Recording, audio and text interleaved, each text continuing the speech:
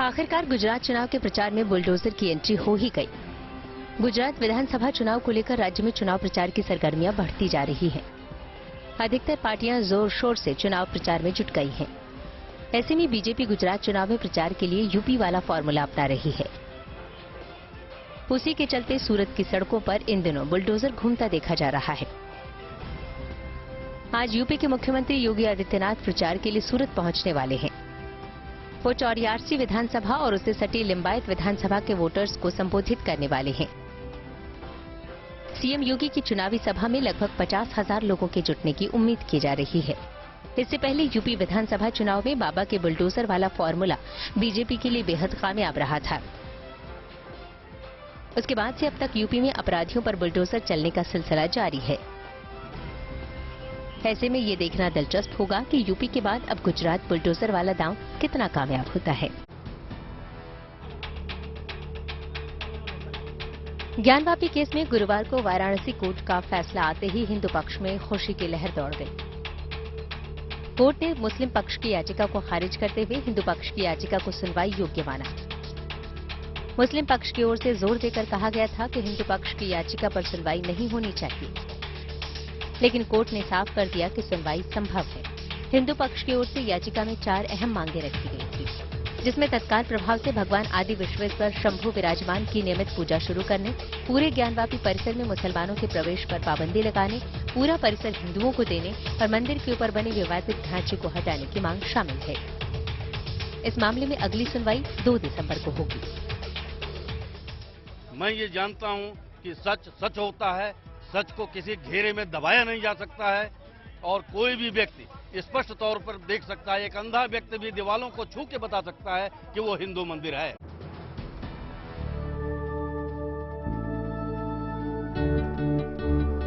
इरादे अगर बुलंद हो तो कामयाबी के रास्ते में कोई भी मुश्किल आड़े नहीं आ सकती। इसे साबित कर दिखाया है गोरखपुर की इस बेटी ने।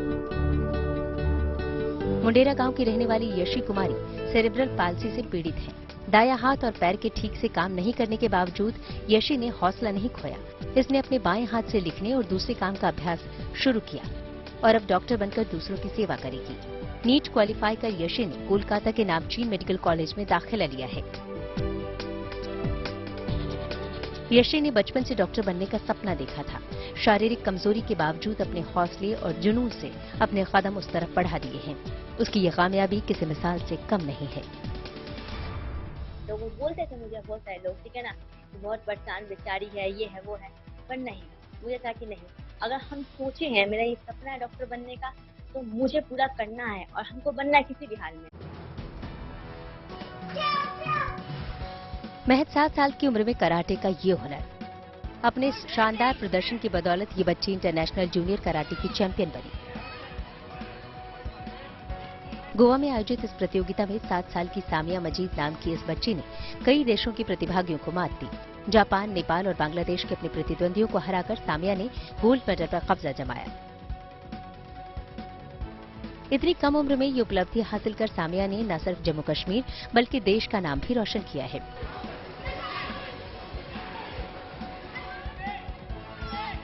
बारामूला जिले की सोपोर की रहने वाली सामिया के जूनियर कराटे चैंपियन बनने से परिवार के साथ ही कोच को भी बेहद फख्र है। तो मैंने बहुत ज़्यादा प्राउड फील किया वहाँ पे, क्योंकि मैंने सोचा कि सामिया इतनी छोटी उम्र में थी तो इसने बहुत अच्छे तरीके से खेला है, तो इस वजह से मैं बहुत ज़्यादा खुश हुआ वहाँ पे, तो जिस वजह से उस सामिया ने वहाँ पे गोल्ड मेडल हासिल किया।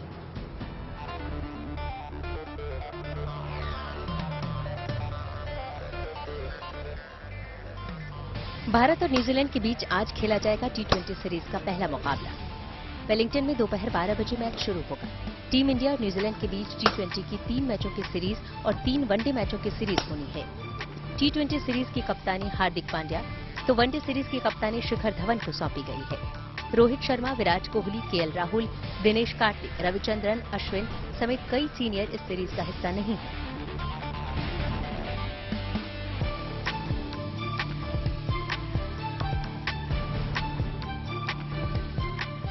सीनियर खिलाड़ियों के अलावा कोच राहुल द्रविड़ भी न्यूजीलैंड नहीं गए हैं। उनकी जगह VVS लक्ष्मण टीम इंडिया के कोच हैं। T20 सीरीज का दूसरा मैच 20 नवंबर जबकि तीसरा मैच 22 नवंबर को होगा। वहीं वनडे सीरीज के मैच 25, 27 और 30 नवंबर को होंगे। रविवार से कतर में फीफा वर्ल्ड कप की शुरुआत हो रही है। भारत इस वर्ल्ड कप में हिस्सा नहीं ले रहा है, लेकिन यहाँ के फुटबॉल फैंस में वर्ल्ड कप का खुमार अभी से सर चढ़कर बोल रहा है। कोलकाता में फुटबॉल फैंस अपने अपने फेवरेट खिलाड़ियों को चीयर करने के लिए उनकी जर्सी खरीदने के लिए मार्केट में उमड़ रहे हैं।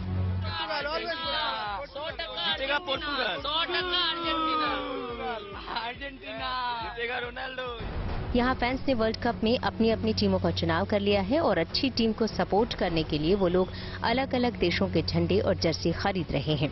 अर्जेंटीना और ब्राजील थोड़ा कम है उसके मुकाबले में, लेकिन अर्जेंटीना और पुर्तगाल का जर्सी ज्यादा बिक रहा है। रविवार से पूरी दुनिया फुटबॉल फीवर में डूब जाएगी। 20 नवंबर को रात 9:30 बजे कतर और इक्वाडोर के बीच मुकाबले के साथ फीफा वर्ल्ड कप का आगाज हो जाएगा, जिसमें दुनिया भर की 32 सर्वश्रेष्ठ टीमें इस प्रतिष्ठित खिताब को जीतने की कोशिश करेंगी।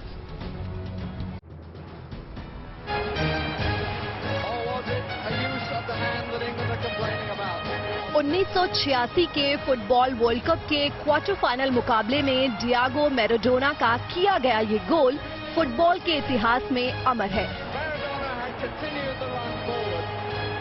अर्जेंटीना के महान फुटबॉलर मैराडोना ने इंग्लैंड के खिलाफ इस फुटबॉल से सुपर गोल किया था, जिसे उन्होंने खुद हैंड ऑफ गॉड का नाम दिया।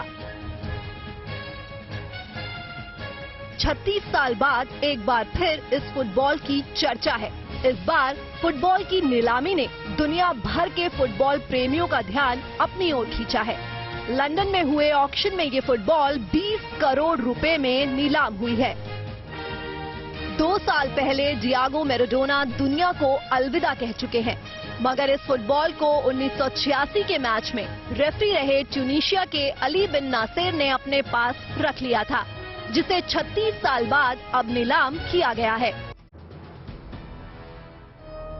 काशी कॉरिडोर की तरह अयोध्या में भी राम जन्मभूमि मंदिर तक पहुंचने के लिए कॉरिडोर का निर्माण किया जा रहा है। इस कॉरिडोर को 3 अलग अलग मार्गों के जरिए आपस में जोड़ा जा रहा है। श्री राम जन्मभूमि तक पहुंचने वाले इन मार्गों को राम पथ, भक्ति पथ और जन्मभूमि पथ के नाम से जाना जाएगा। इन मार्गों के किनारे मल्टीलेयर पार्किंग और पेयजल सुविधा के साथ सभी बुनियादी सुविधाएं मौजूद होंगी। शासन की मंशा भी ये है कि श्रद्धालु और पर्यटकों की संख्या दिनों दिन बढ़ रही है। 50,000, 60,000, 1 लाख तक के श्रद्धालु हो रहे हैं। ऐसे में उनकी जो हमारी आवश्यकता है, जो उनकी सहूलियत है, उसको देखते हुए चौड़ीकरण के कार्य किए जा रहे हैं। इस योजना को अमली जामा पहनाने के लिए वाराणसी की तर्ज पर न सिर्फ सड़कों का चौड़ीकरण हो रहा है, बल्कि नए मार्ग भी बनाए जा रहे हैं। अयोध्या के इस डेवलपमेंट के पीछे ये सोच है कि 2024 में जब श्रद्धालुओं के लिए श्री राम जन्मभूमि मंदिर खुले तो अयोध्या न सिर्फ विकसित और हाईटेक हो, बल्कि अपनी गरिमा के अनुसार सुसज्जित भी हो।